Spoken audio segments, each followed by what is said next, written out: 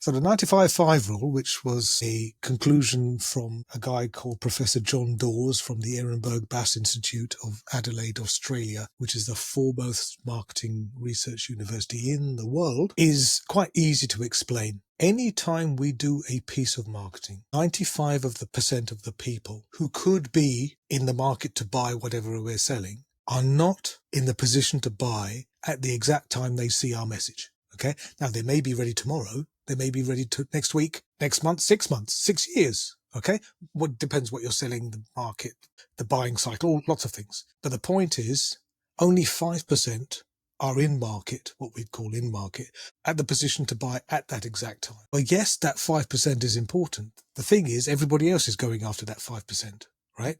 What's much more interesting strategically is to focus on that 95%, which we use the brand awareness stuff for, so that when we do come into market, when we are at the supermarket and we're walking down the soft drinks aisle and we happen to see the can of Coke on the shelf, the brand awareness stuff kicks in and says, oh yes, holidays are coming. I'd like to buy the world of Coke. And we reach out for the red cans. Okay. None of those things has, got our arm up our back and forced us to buy anything. It's created those memory structures based from emotion where we can see, oh, not only do I remember Coca-Cola, but they have 12 cans for the price of 10. Oh, job done. It's straight in the shopping basket. Yeah. So the marketing needs to be divided. The exact ratio between brand awareness and sales activation depends on your business, your customers, your industry, your product, lots of things. But as a guide, rule of thumb, if you like, it's about 60% brand awareness, 40% sales activation. You spend more on the longer term stuff and less on the performance stuff.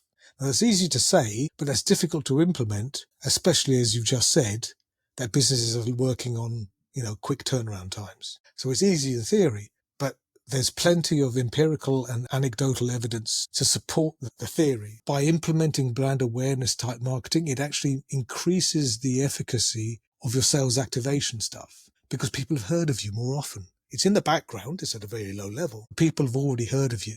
And people need to hear of you before they'll buy from you. So it works for both sides. So you mentioned earlier about the importance of the ROI in the marketing strategy. Do you find that by separating the strategies, having the brand awareness, having that maybe as a larger portion that's kind of in the background, is there a way to do that in a very cost effective way? Maybe because you are not competing with everyone else who's going after the 5% that we mentioned that we're in the position to buy now, and maybe focusing more on that 95%, maybe there's more cost-effective ways to reach those than the 5% because you're not competing against others.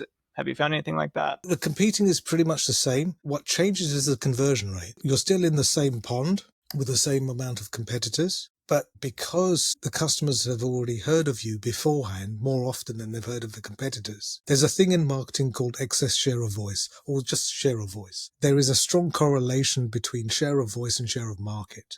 So if people are talking about you, if people are talking about you more than anybody else in your category, there's a strong possibility that you are also the dominant player within that category. It's very rare for you not to be.